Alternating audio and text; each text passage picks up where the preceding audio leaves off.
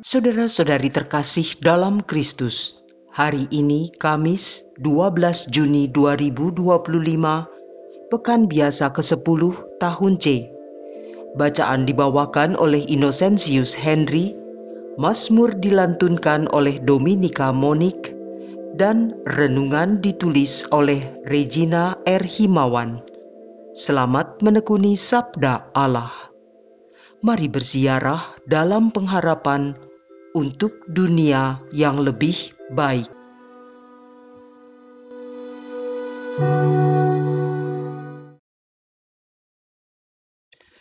Dalam nama Bapa dan Putra dan Roh Kudus. Amin. Allah yang Maha Kuasa, terima kasih untuk hari baru yang boleh kami terima ini. Semoga firman-Mu hari ini bisa menjadikan kami lebih beriman kepadamu, sehingga dapat lebih lagi merasakan kehadiran-Mu dalam hidup kami.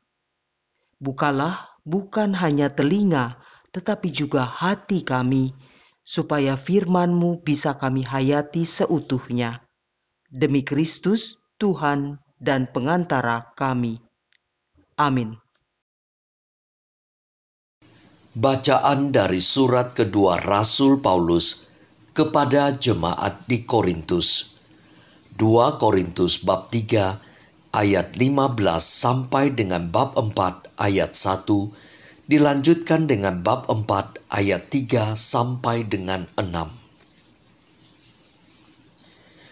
Saudara-saudara, memang benar, setiap kali orang-orang Israel membaca kitab Musa, ada selubung yang menutup hati mereka sampai pada hari ini. Tetapi apabila hati seorang berbalik kepada Tuhan, maka selubung itu diambil daripadanya. Sebab Tuhan adalah roh, dan di mana ada roh Allah, di situ ada kemerdekaan. Dan dengan muka yang tidak berselubung, kita semua mencerminkan kemuliaan Tuhan. Dan karena kemuliaan itu datang dari Tuhan yang adalah roh, maka kita diubah menjadi serupa dengan gambarnya dalam kemuliaan yang semakin besar. Oleh kemurahan Allah, kami telah menerima pelayanan ini. Karena itu, kami tidak tawar hati.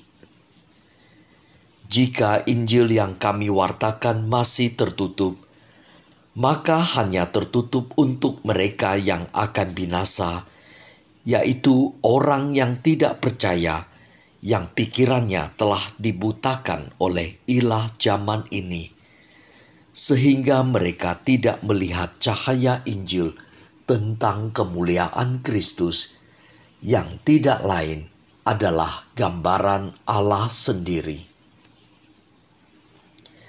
Sebab yang kami wartakan bukan diri kami sendiri. Yang kami wartakan adalah Yesus Kristus sebagai Tuhan, dan kami sendiri sebagai hamba-Mu karena kehendak Yesus. Sebab Allah yang telah bersabda, "Dari dalam gelap akan terbit terang." Dialah juga yang membuat terangnya bercahaya di dalam hati kita, supaya kita beroleh terang dari pengetahuan tentang kemuliaan Allah yang tampak pada wajah Kristus. Demikianlah sabda Tuhan.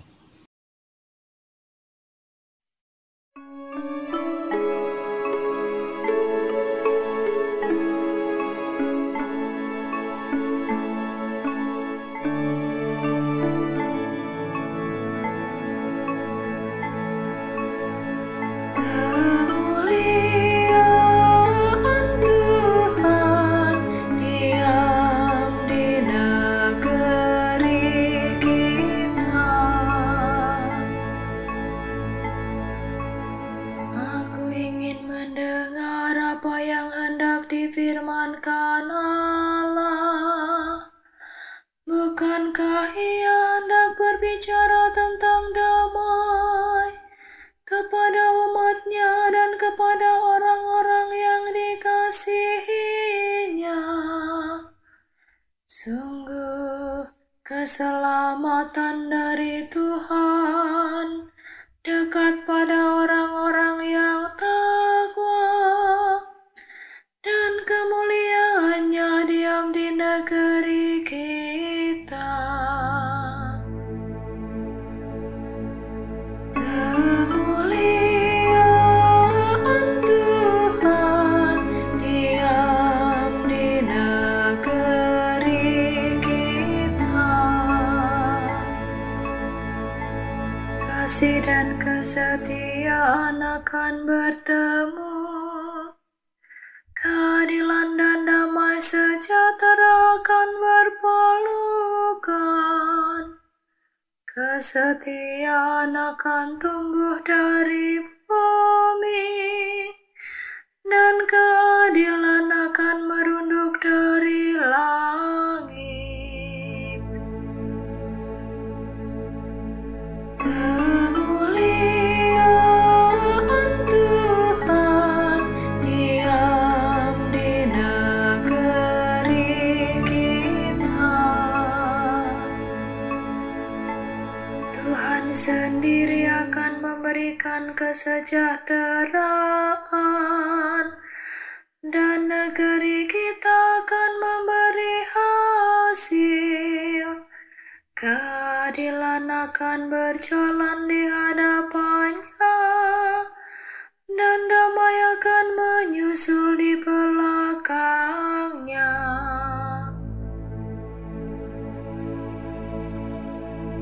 Kemuliaan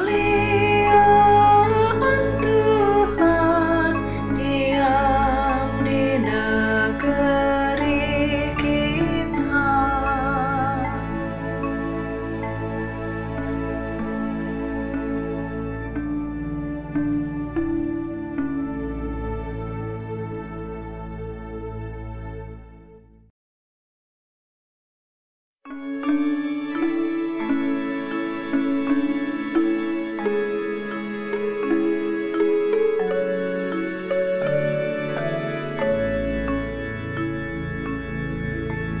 Alleluia, alleluia, alleluia, alleluia.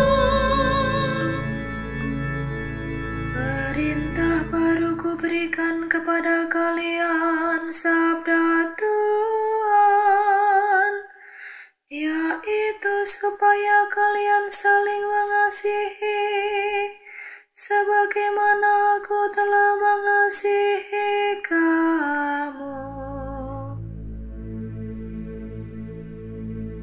Alleluia, alleluia, alleluia, alleluia.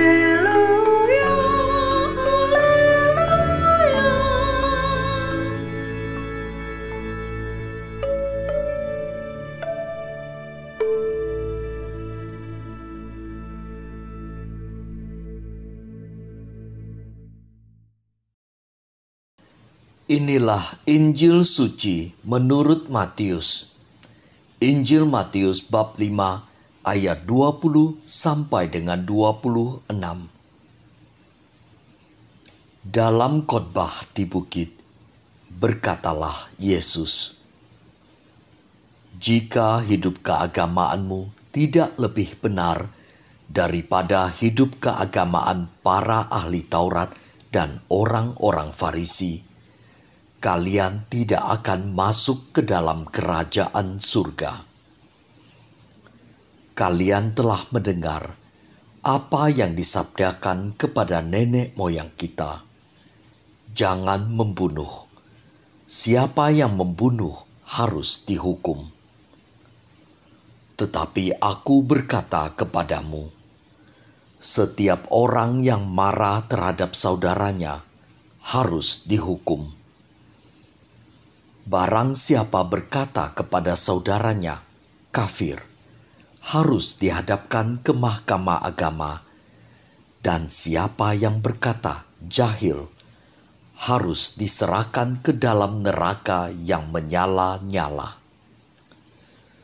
Sebab itu, jika engkau mempersembahkan persembahanmu di atas mezbah, dan engkau teringat akan sesuatu yang ada dalam hati saudaramu terhadap engkau, tinggalkanlah persembahanmu di depan mezbah itu, dan pergilah berdamai dahulu dengan saudaramu, lalu kembali untuk mempersembahkan persembahanmu itu.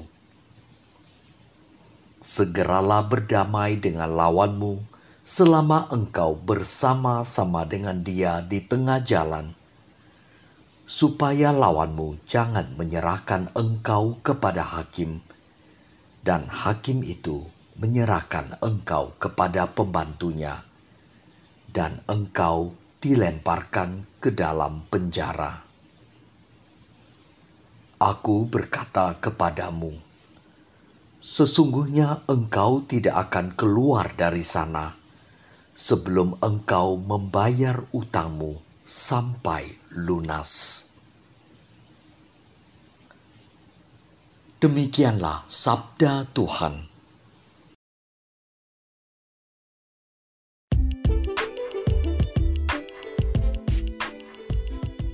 Berdoa dengan hati. Renungan dibawakan oleh Maria Monica.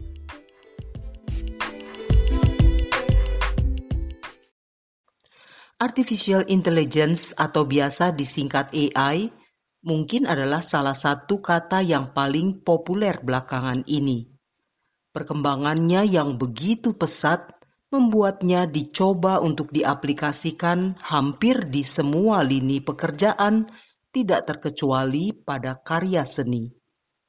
Saya rasa hampir semua dari kita sudah pernah melihat atau mendengar gambar, foto, video, atau musik yang dihasilkan oleh AI, baik kita sadari atau tidak. Bagi yang sudah terbiasa melihat karya AI, mereka akan dengan mudah mengenali karya itu sebagai orisinal buatan manusia atau tidak. Di samping kelemahan dari segi teknis, banyak yang berkomentar bahwa karya buatan AI itu tidak terasa jiwanya. Memang, suatu karya seni seharusnya adalah ungkapan hati dari sang pembuat, sehingga kita bisa merasakan ada jiwa dalam karya tersebut. Tentunya AI yang dibuat melalui program masinal tidak mempunyai hal itu. Namun di sisi lain, saya pernah juga mendengar lagu lama yang dibawakan ulang oleh seorang penyanyi baru. Walaupun kualitas suara si penyanyi cukup bagus, tetapi lagu tersebut tetap tidak terdengar sebaik lagu aslinya. Saya dan rekan saya yang mendengar saat itu merasa penyebab utamanya adalah karena kurangnya penghayatan dari si penyanyi sehingga lagu itu terdengar tanpa makna. Di sini saya menyadari bahwa ternyata walaupun manusia memiliki jiwa, kadangkala jiwa atau hati itu bisa absen dalam kehidupan.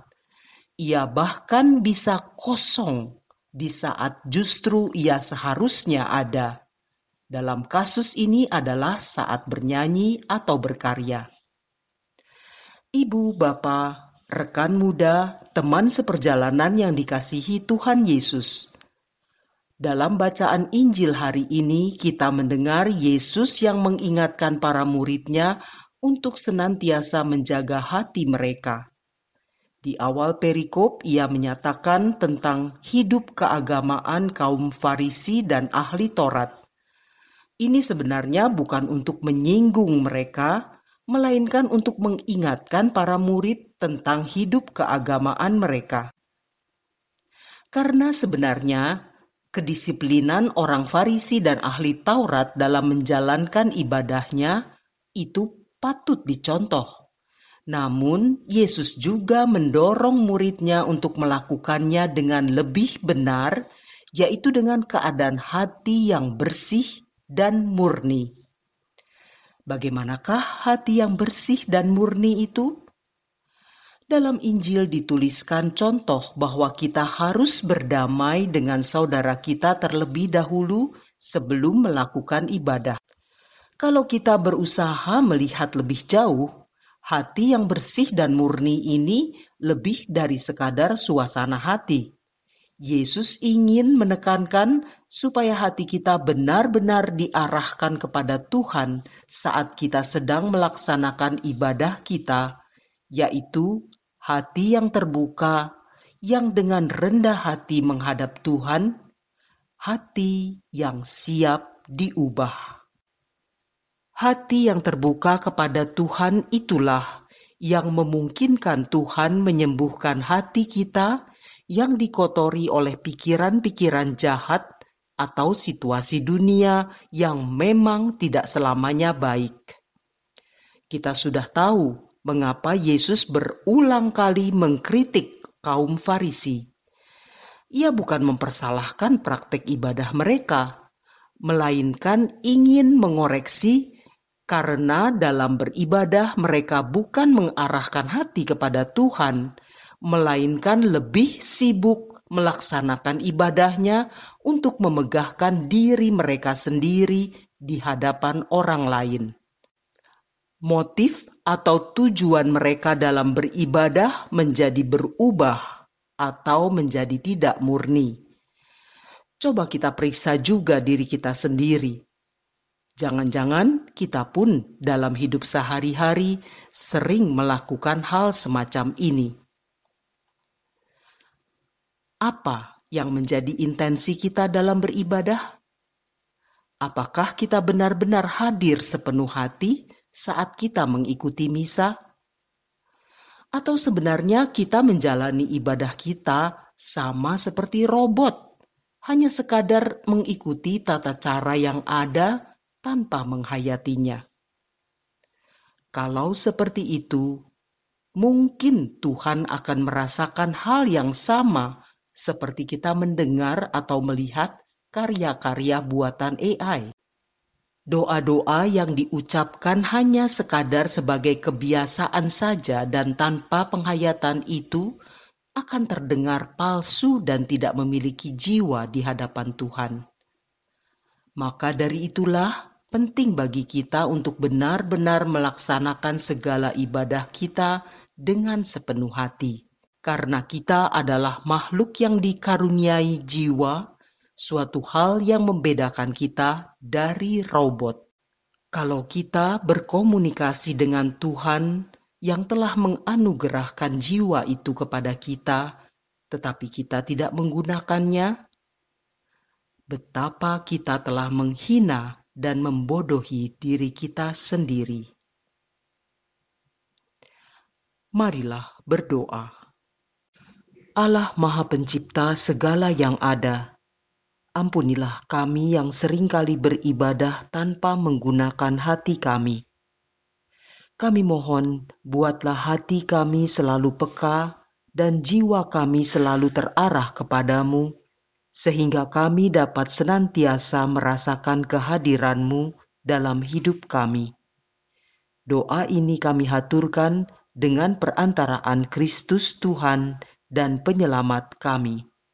Amin.